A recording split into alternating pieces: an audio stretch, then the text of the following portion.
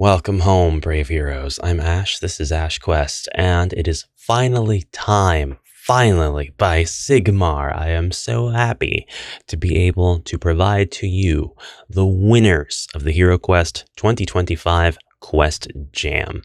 And I say winners because if you were paying attention to the rules, we have a total of 10 quests that will go on to receive video presentations and one grand prize winner that will be revealed in this video. I think. Do I want to reveal it in this video? You guys have waited long enough. I wanted to do something a little bit more fancy, a little more immersive, but I think I'll save those energies for the actual presentations themselves.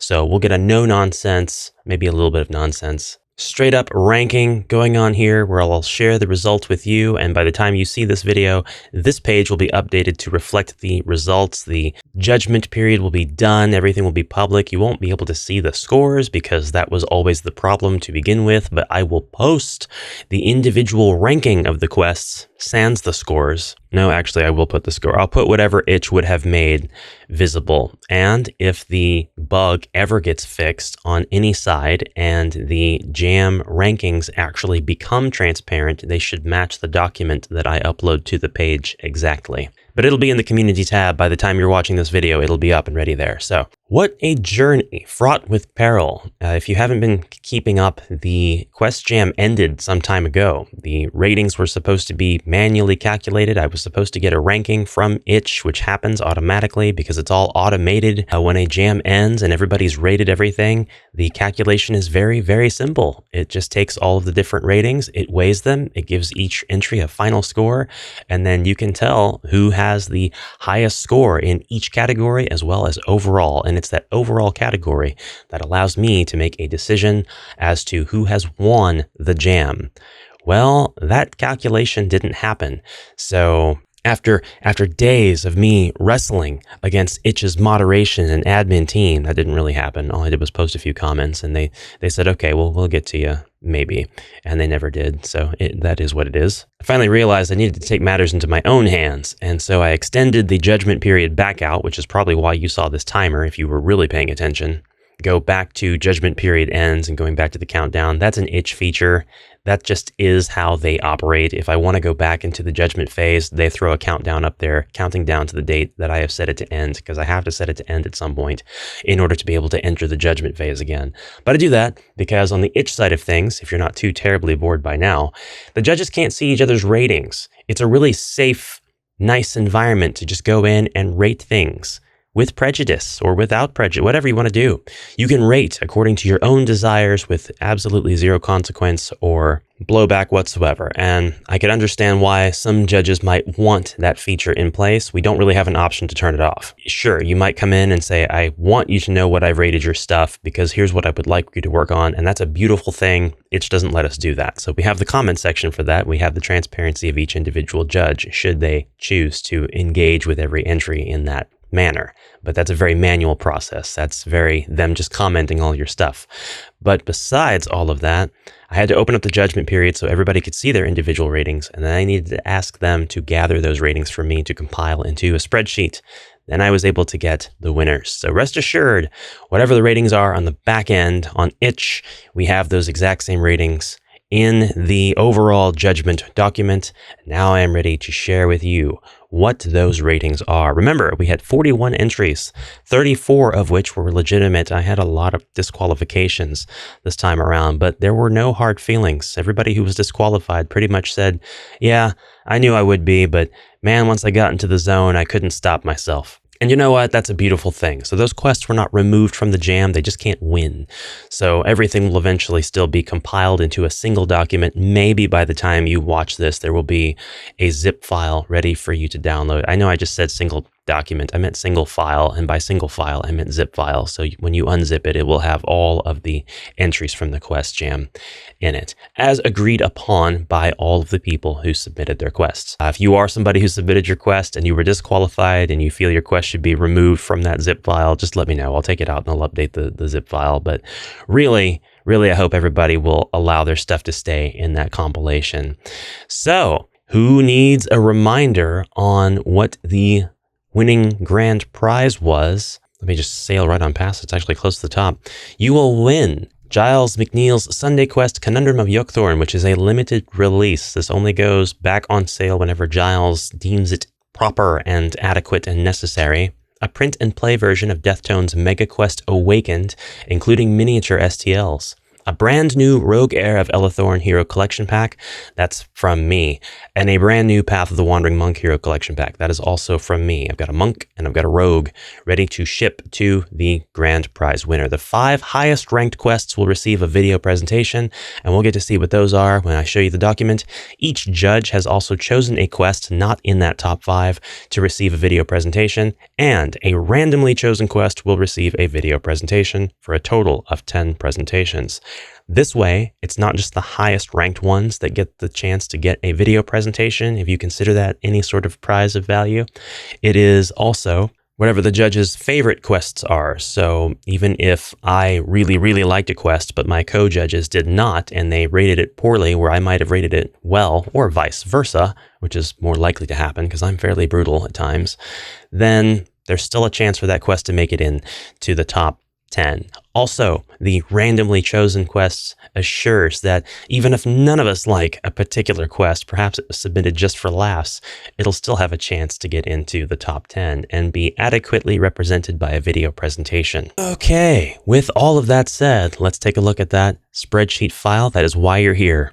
And I think I said this already, but I really wanted to be a lot more flavorful and dramatic with a lot more production value just in the telling of what the top 10 was, but I'm not going to do that today because I've taken enough of your time over the last 1-2 months, whenever the jam actually ended and I was actually supposed to give you the end of things, and I will save those creative energies for the actual presentations themselves. So without further ado, because there's been a lot of that already, rankings from bottom to top. That is to say, the ones that we're seeing right now are not the winners. They actually were in the lower rankings of the scores altogether. I had the scores blocked off because I thought it would be better, but really we need more transparency. So these are the total scores that each of these quests would have received, with the Tomb of Ricodemus being a fine quest in its own merit, being just fine, being at the very tail end of the judgment here. Castus Diagorum, Gauntlet of the Witch Hands following that, with the Forges of Dread coming ahead of those two. The Halls of the Dead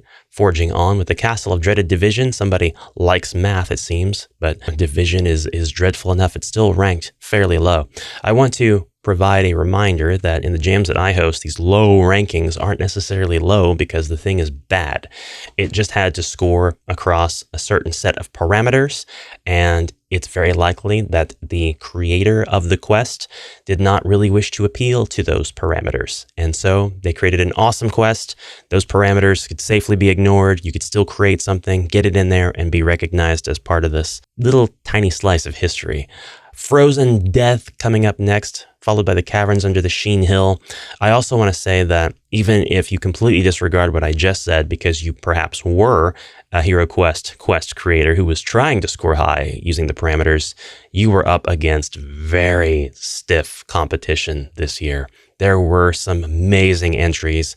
Save the Goblin Queen, followed by Goblin Guild, then Tower of the Argent Moon, Goblin-based nonsense coming up next, Maze of the Untold. We are going in ascending order, so with every spot that I go up, every name that I reveal, we're seeing a quest that is ranked higher and higher in the overall. Undead Reclaim the Bone Staff, Storm over Grimfast, which a few people questioned me on Storm over Grimfast, and the creator himself said that it was just disqualifiable.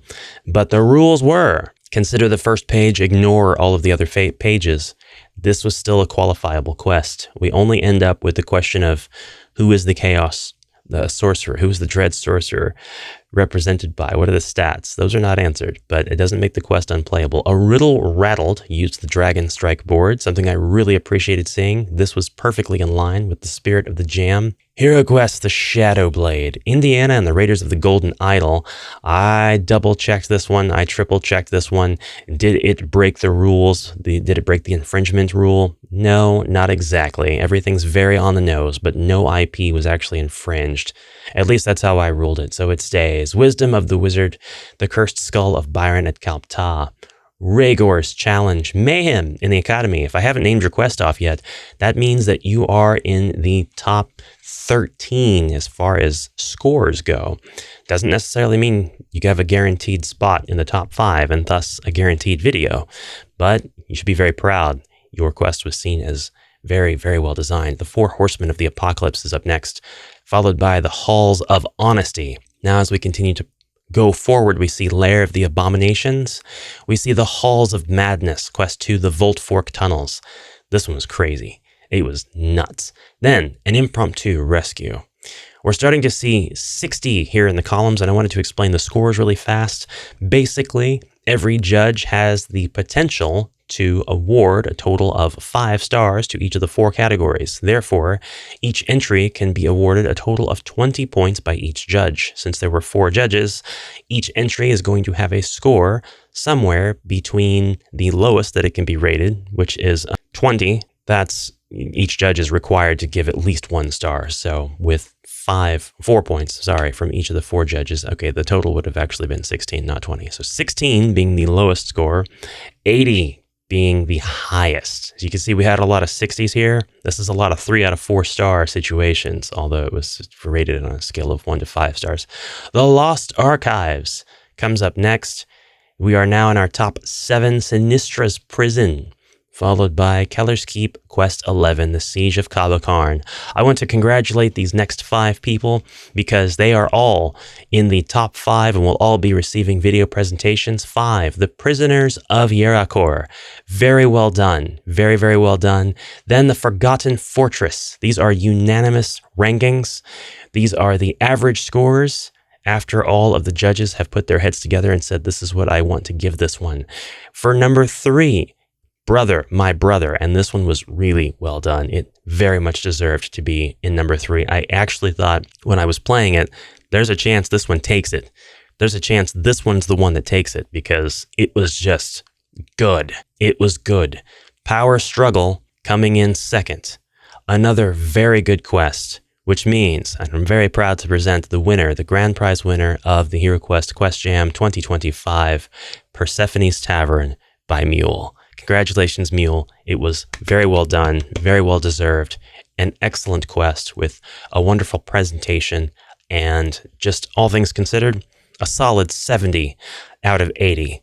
Don't ask me how we came to that. Mule, I will be getting in touch with you through established channels. But although I've revealed to you the top 5 guaranteed video spots, I have not told you who the judges' golden buzzer picks were, and I didn't tell you who the random quest was. So we're going to go in and also add those quests into our total for the video presentations. My dad is Dracula chose Tower of the Argent Moon for his pick. Tower of the Argent Moon joins the top 10 quests in this regard. Or I guess it joins the top 5 quests because the top 10 quests, you know what I mean, never mind. Representing all of Scotland without exception, Golden Kitty has represented the local HeroQuest community by selecting Lair of the Abominations to join our brethren in the top 10. Lair of the Abominations is Geek Gone Giddy's pick. It was also the nickname afforded to my dorm room in college. I went to college online, so it was just my bedroom. Squidge Monster selected The Maze of the Untold. Apologies to everybody whose heart skipped a beat when they heard The Maze, but then like the last half wasn't what they named their We had a lot of similarly named quests this time around. If I had started that with The Halls, there's like 5 entrants who would have been like, oh, me? Mine? We had a lot of halls this time around. Lots of halls. We had a lot of sore throats. The Maze of the Untold will be entering the top 10 this time around and get a video presentation. Happy to do that too. Very happy. And I chose for my golden buzzer pick a Riddle Rattled. I really appreciated the Dragon Strike representation here, and I really liked the quest, so I couldn't not, and I'm going to really try to give this one a unique video. They're all going to get unique videos. I've been saving up all of my asset terrain stuff for this occasion. I don't really use it a lot in my own games. I use it a lot for presentations. I love doing that. I love building stuff out. It's all going to get into the spotlight when we get into the HeroQuest Quest Jam videos. That's what it's really for. That's what this is all really about. But there was a random entry. So let's see what that was. There we go. I screen captured it.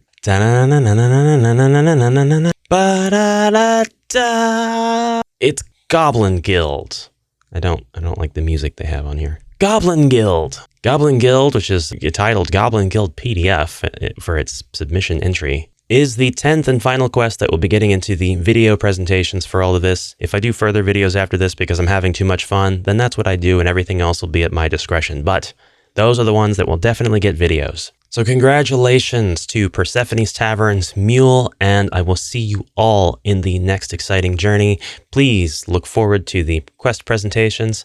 I'm going to try to do the very best that I have ever done with them, and I want to give an especially large thanks to my dad is Dracula, who's not my dad, but whose dad is Dracula. To Squidge Monster, as always, for providing an awesome tool that people can use to very easily enter events like this, no matter the scale. That's the creator of HeroQuest Builder. You don't live in a timeline where you don't know that already, but just in case you're coming from a different timeline, now you know. I'm here for my alternate timeline, bros. I got you. And Geek Gone Giddy, who has entered the Judgment Foray for the first time this year. You three are definitely the wizard, dwarf, and elf to my barbarian, or the orc, shaman, necromancer, and storm mage to my high mage. Yeah, whichever one seems more appropriate. And with that, brave heroes, I bid you a farewell for now.